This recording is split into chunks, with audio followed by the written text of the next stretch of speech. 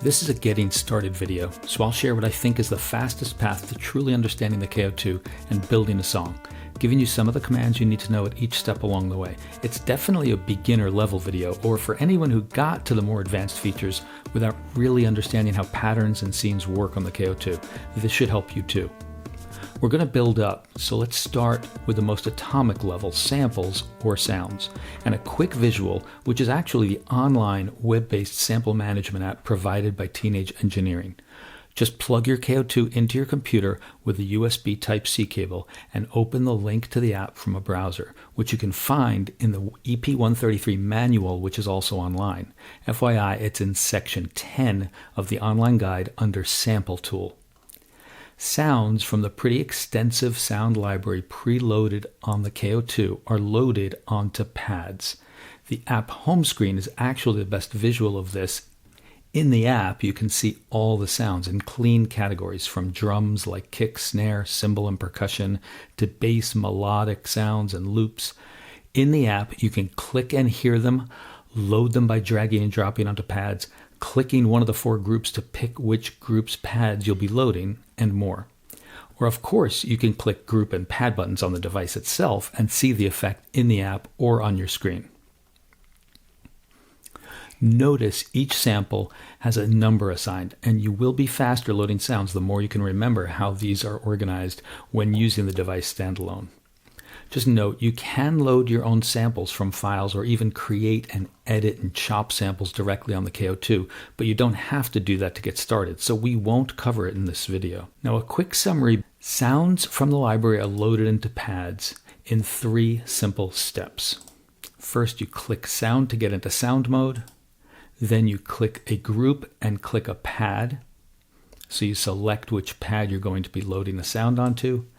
Then you hold down the sound button and enter a sound number, or just use the plus and minus buttons to select the sound for that pad. Now let's visualize how content is organized in the EP133. Sounds are organized into groups. Each of the 4 groups holds 12 sounds, and groups are organized into projects. There are 9 projects on the device. To get to any one project, just hold the main button. To see what project is currently loaded, you'll see the LED blink above the numbered pad representing the project number. So this is now loaded on project 3. And then click and hold to change to another project. If you only click once, that will not do it. You have to hold the button to change projects. Now, projects are auto-saved and all available very easily. There are only 9 projects, 1 for each numbered pad on the device. Now let's get into patterns, also known as sequences. Remember that making patterns is done within a group. Each of the 4 groups will have a set of patterns. So let's say I create a pattern with group A sounds. That pattern will be pattern 1 in group A, otherwise known as A.01. A01. Same in group B. That would be B01. You can make up to 99 patterns per group. In fact, every group has 99 patterns that you can navigate to, but they all start out empty. The orange star icon shows in the bottom center of the screen to indicate an empty pattern. These empty patterns can be useful, by the way, to create a muted group during performance. You can only play 1 pattern in each group at any one time. Those are the active patterns being played, and so you can play up to 4 patterns simultaneously, 1 from each group. There are generally 2 ways to record a pattern, which can be considered a sequence in the language of many other sequencers: step sequencing or live recording. But no matter which method you choose, there are a couple of things to get you prepared. First of all, make sure you've got your sounds loaded. Pick the sounds within each group that you may want to use. That means you've got 12 sounds per group, which means 48 sounds for your whole project. Get them going, make sure you're set up, and tap away and make sure you've got the sounds you want, and if not, load them the way you were shown earlier. Second, set the length of your pattern in the number of bars you want. To change the number of bars in a pattern, you hold record, or you get into record mode, and you hit the plus key or the minus key, and it tells you the length in bars.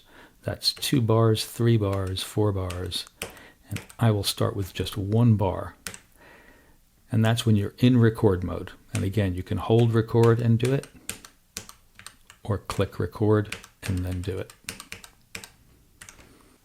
So a quick review of the 2 methods. First, method 1 is step sequencing.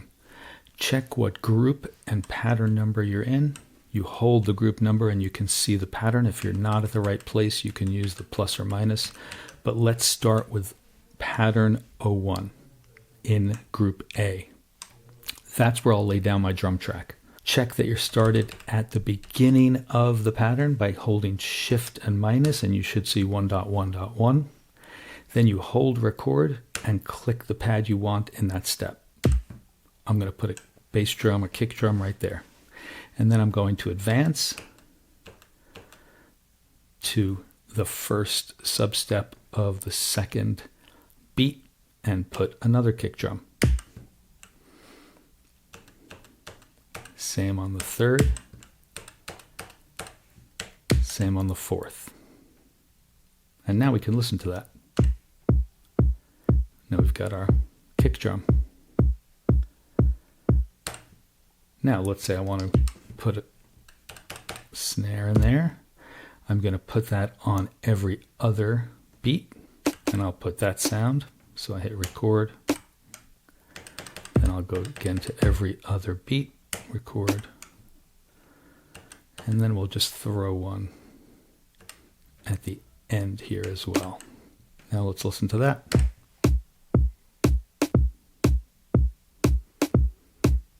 There you go.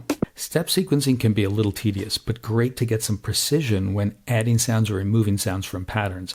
I prefer method 2, which is live recording. For many people, this works really well because of quantization. If we want the pattern to be quantized, which means to align it so that your timing doesn't have to be perfect, you click timing and then click plus or minus to change it to the Q, which is quantized, or free, which is unquantized. I'm going to stay on Q. Now the main button is always good to use as the back button, so I'm going back to my main pattern. This is what we laid down before. And now to record live. Now if there are other patterns already laid down, play along with them until you know what you want to record.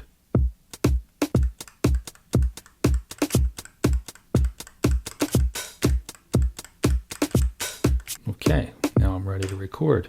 So I can do one of 2 things. I can press record and then press play. And that gives me a count in.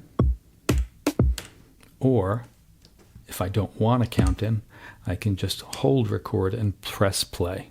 And that'll immediately start recording.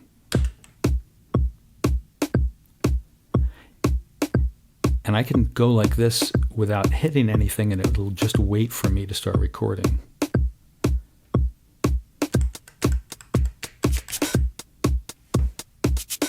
And then if I hit record again, it stops recording but continues to play. Now let's record a bass track. Now since I already have some drums laid down, I can play them and start rehearsing. But first let me choose a sound. I go into my group B where I know I had my bass sounds. And I'm going to use that sound. Now I want to use that sound with different melodic notes. So in that case I use the keys button. When I press keys after hitting that sound, now I'll have multiple notes. Now if I wanted to change the octave, I could do that by holding keys. You can see I'm on C1 right now, and go up an octave. Or even go way higher. Let's practice a little to figure out what our bass melody will be.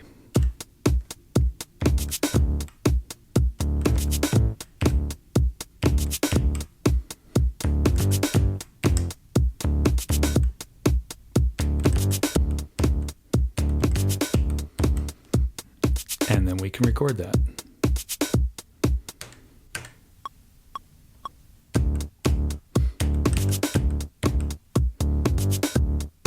Now one bar is rather short, so I'm going to lengthen that by holding record, pressing up, and you can see we've got one bar filled and one bar empty.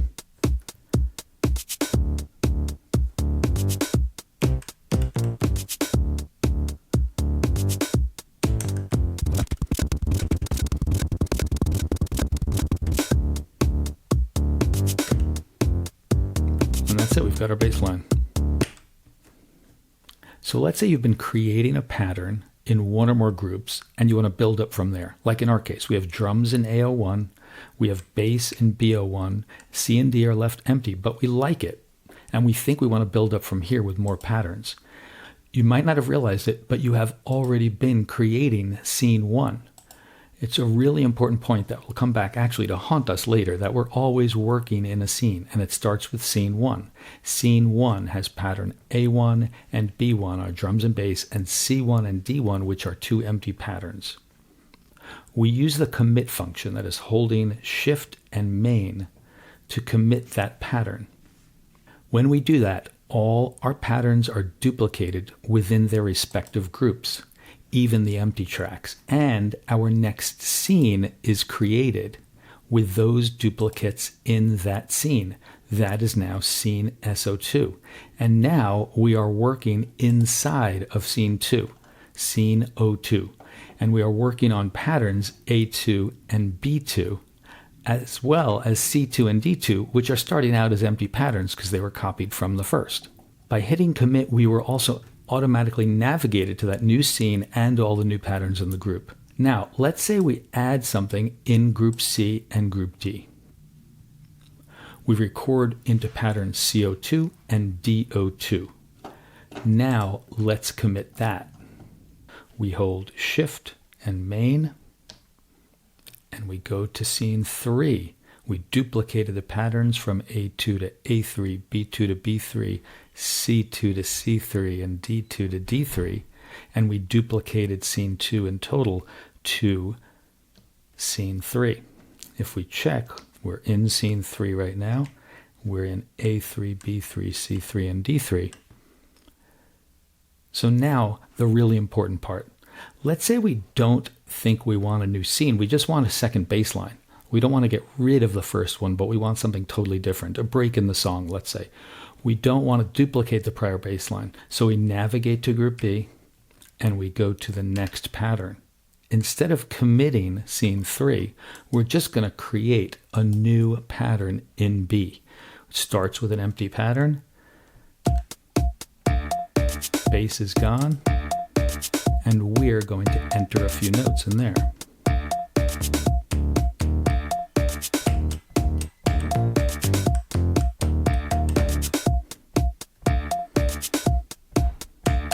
What we did here was we changed scene 3 to actually include B4 instead of B3. Just by navigating group B to a new pattern, scene 3 was active and we changed the pattern in group B in scene 3 to use B4. This might have been intentional, but often I find it is not, and you end up with a bit of a mess where the next commit moves each group up again 1 to the next pattern, and they're all out of sync with each other.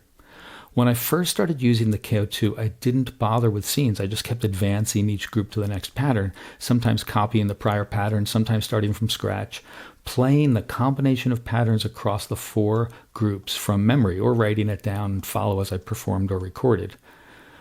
Scenes basically made it easier when I followed the flow that it works well for, which is building up a song from a set of patterns that build and morph over the course of a song. But there will be times you might find it easier to just deal with patterns or wait until Teenage Engineering updates the firmware to have some sort of song mode, which I really do expect they will do. One last thing to cover, and that is scope of control. If you're a programmer, think of this like variable scope. As you may have noticed, I left these little faders in the group level graphic. That's because fader settings, when you choose what the fader should control and move the fader to something other than the default, those fader settings are kept at the group level. not at the pattern or scene level. There are some other surprises like that. Effects, tempo, and output settings are stored at the project level. That's mostly okay, although I really want effects at the group level beyond just the FX send. But there's another level of this, and that is at the system level is where timing, MIDI, sync, pad, and sequencer settings are kept. That's at the system level, not at the project level. Many of these, like scale and key, for example, inside of the pad settings, I feel should be stored at the project level, but they are not. So it's important to know if you change those, you're changing them for whatever project you load and decide to work on. Now, this is all for firmware 1.1, so let's hope this video becomes dated and incorrect soon with a firmware upgrade to fix things like this.